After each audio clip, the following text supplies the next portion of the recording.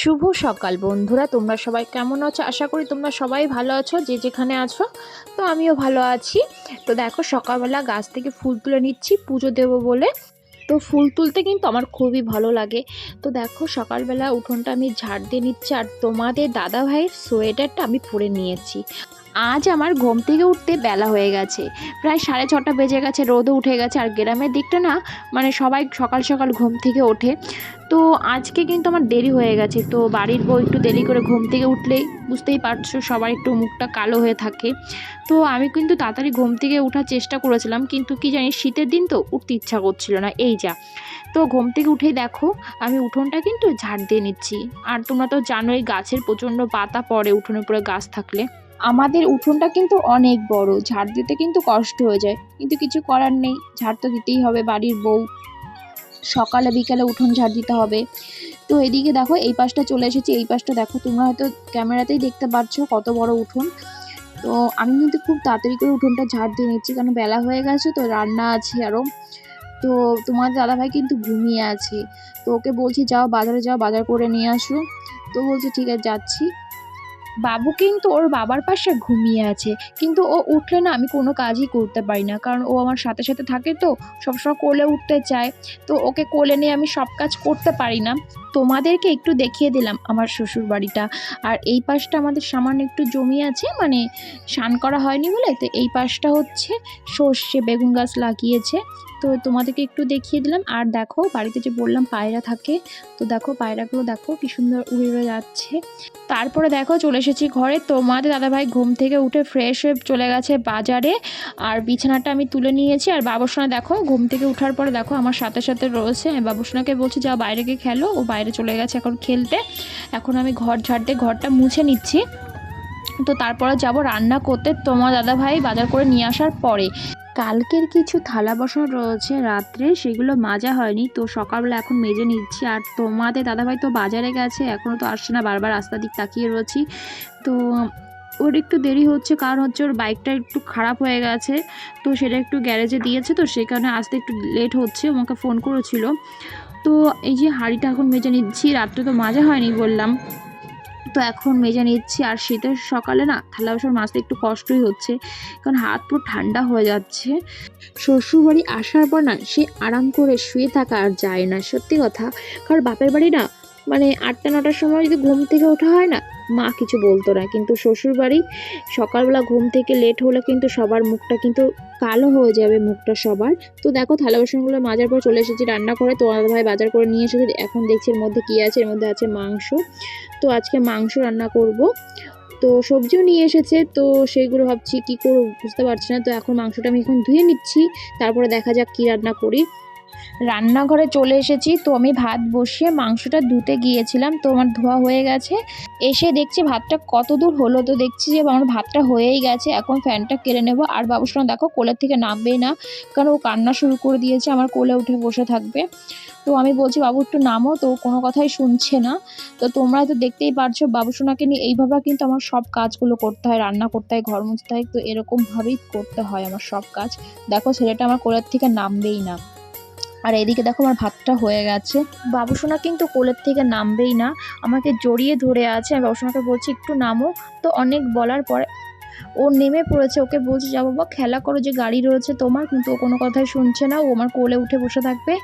তো এটাই ও বায়না করছে। তো দেখো আমাদের দাদাভাই ওকে ডাকছে বাবুসোনা আসো, কিন্তু ও যাবে না, ও আমার কাছেই থাকবে। তো দেখো ও দেখছি যে মা ওটা কি করছে। তো আমি বলছি বাবা গরম, এদিকটা আসো না, পড়ে যাবে। তো দেখো ও দাঁড়িয়ে আছে, মাঝে মাঝে আমার চুল ধরে টানছে, মানে এই করছে। এইভাবে ওকে নিয়ে আমার সব কাজগুলো কিন্তু করতে হয়।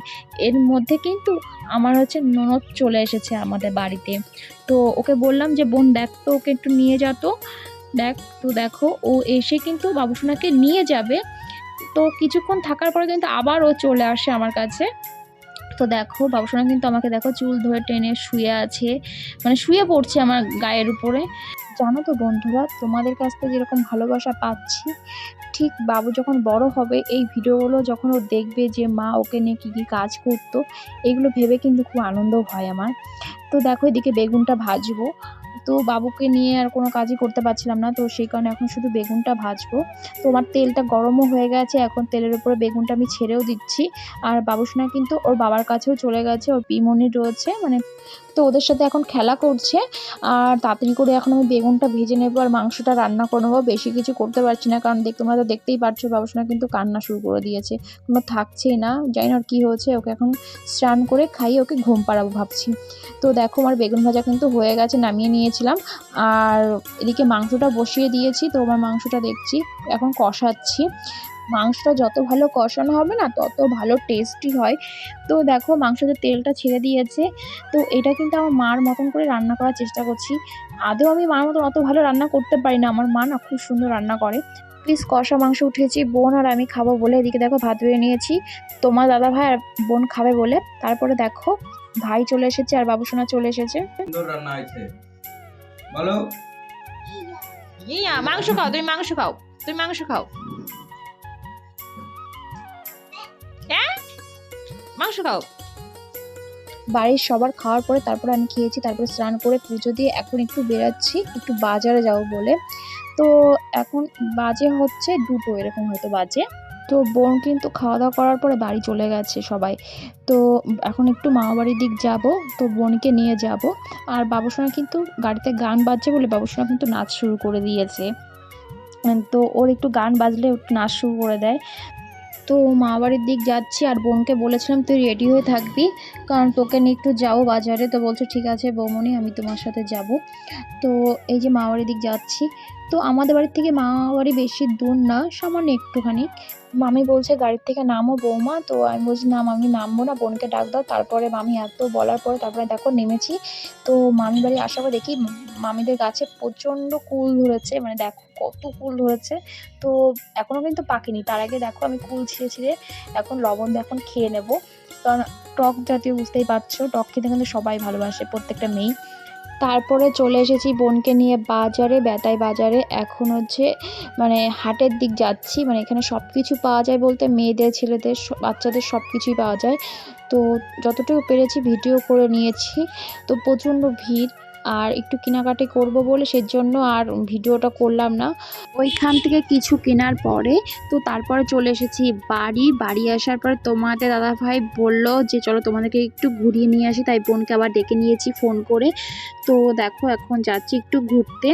তো আজকের দিনটা হচ্ছে জানুয়ারি মাসের 27 তারিখ। তো সন্ধ্যাবেলা দিকে যাচ্ছি একটু ঘুরতে। তো যেতে যেতে তোমার দাদাভাই যে চপ কিনে নিল। তো এখানে চিংড়ির চপ আর হচ্ছে আলুর চপ আছে। প্রচণ্ড গরম, কারণ ভেজে মাত্রই আমাদেরকে দিয়েছে। তো দেখো বাবুসোনা দেখো খাওয়ার জন্য কি করছে, আর দেখো বোন এই যে সস দিয়ে ভরিয়ে ভরিয়ে খাচ্ছে। আর বাবুসোনাকে একটু দিতে চেয়েছিল, তো দিয়েছি অবশ্য, কিন্তু প্রচণ্ড গরম তো তো ফু দিচ্ছে আর ওকে দেখো গালে মধ্যে দিচ্ছে, আর গালে দিলে পুড়ে যায় বলে সেই কারণে বোন আবার একটু ফু দিয়ে নিল। তো মাদের দাদাভাই যে নিয়ে চলে এসেছে এখন আমাদেরকে খাওয়াতে। তো আমি নিয়েছি হচ্ছে এই যে চিকেন কষা আর হচ্ছে নান রুটি। তো আর তোমাদের দাদাভাই যে নিয়েছে ফ্রাইড রাইস আর হচ্ছে চিলি চিকেন। তো আমি তো ফ্রাইড রাইস খাই না, মানে আমার ভালো লাগে না, জানি না কেন। তো আমাদের মনে হলো যে আমরা নান রুটিটা খাবো আর হচ্ছে চিকেন কষাটা খাবো। এই যে বোন মোবাইল টিপতে ব্যস্ত, আর এই তোমার দাদাভাই যে বসে পড়েছে এখন খেতে।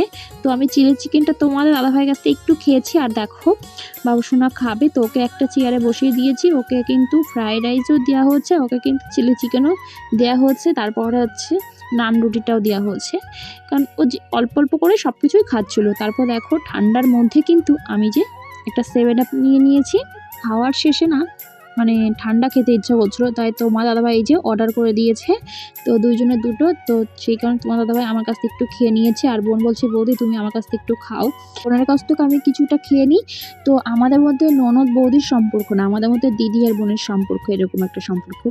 তো এই দেখো কি অবস্থা করেছে, রাত 12টার সময় তোমার দাদাভাই সারপ্রাইজ দিয়েছে। আজকে হচ্ছে 27শে জানুয়ারি, তো কাল হচ্ছে 28শে জানুয়ারি, আমার হচ্ছে জন্মদিন।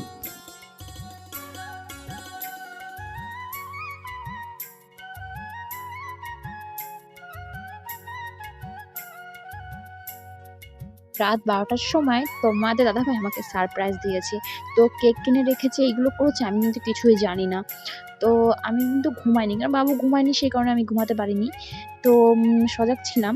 তো তারপর দেখি ওরা এই কাজগুলো করেছে। আর দেখো বাবুসোনা কিন্তু খুব আনন্দ পেয়েছে, কারণ এই বেলুনগুলো দেখতে পেয়েছে। আর তো বাবুসোনাকে নিয়ে আমি বসে পড়েছি, এখন কেকটা কেটে নেবো। আর তোমার দাদাভাই যে ক্যামেরাটা করে দিচ্ছে। Happy birthday to you, happy birthday to you. বাবুসোনা কিন্তু ভয় পেয়ে গেছে, যখন স্প্রেটা মারে না, ও খুব ভয় পেয়ে গেছিলো। তাই দেখো কান্না করতে করতে বাবার কাছে চলে গেছে। আর এদিকে দেখো কেকটা কাটার পরে বাবুসোনাকে খাইয়ে দিচ্ছি, আর তোমার দাদাভাইকে খাইয়ে দিচ্ছি, তারপর দেখো যে বোনকেও খাইয়ে দিচ্ছি। তোমাদের দাদাভাই এত সুন্দর একটা সারপ্রাইজ দিয়েছে, আমি কখনো ভাবিনি যে এত সুন্দর একটা সারপ্রাইজ আমাকে দেবে। বাজারে গিয়েছিলাম, তোমাদের তো বললাম, কিন্তু শাড়িটা আমাকে কিনে দিয়েছে, কিন্তু আমি ভাবিনি শাড়িটা জন্মদিনের সারপ্রাইজ আমাকে হিসাবে দিয়েছে। তো আমি ভেবেছি আমাকে এমনি হয়তো শাড়ি দিচ্ছে। তো পরে জানতে পারলাম যে এই শাড়িটা জন্মদিনের গিফট হিসেবে আমাকে দিয়েছে। তোমার দাদাভাই আমাকে বলছে তোমাকে দেওয়ার মতন এখন আমার সামর্থ্য নেই সোনার কিছু, তাই বলে থাক, আমাকে দিতে হবে না। তো বলছে আমি আস্তে আস্তে কিছু পয়সা গুছিয়ে তোমাকে একটা সোনার জিনিস দেবো, কারণ তোমার দাদাভাই অল্প টাকা বেতন পায়, কারণ ওই নিয়ে আমরা খুব হাসি খুশিভাবে সংসারটা চালিয়ে নিই। একটা চুমো দাও, যাও মাকে একটা চুমো দাও। হ্যাপি বলো, হ্যাপি বার্থডে মম। এই দেখো সবাই রাত 12টার দিকে উইশ করেছি আমরা। হ্যাঁ, আমার মা বাবা আমাকে বলেছিল তোকে যার কাছে দেব সবথেকে ভালো মানুষটার কাছে দেব, যেন তোকে ভালো রাখবে, ভালোবাসবে, তোকে সারাজীবন সুখী রাখবে। হ্যাঁ, আমাকে ভালো রেখেছে, সুখীও রেখেছে। এই দেখো আর আমার মা বাবার পরে কেউ ভালোবেসে থাকে। এই আমার বর। কান্না করতে বলেছি নাকি তোমাকে? দেখো দেখো দেখো দেখো দেখো কান্না করে, দেখো দেখো দেখো। এই দেখো আরেকজন আমাদের, আরেকটা, এই দেখো আরেকটা কি করছে দেখো। এদিকে মাকে একটা চুমো দিয়ে এসো, যাও তো মাকে একটা জড়িয়ে ধরে চুমো দাও তো, যাও বা একটা মাকে একটা চুমো দাও তো, জড়িয়ে দিয়ে যাও, মাকে একটা চুমো দাও, যাও।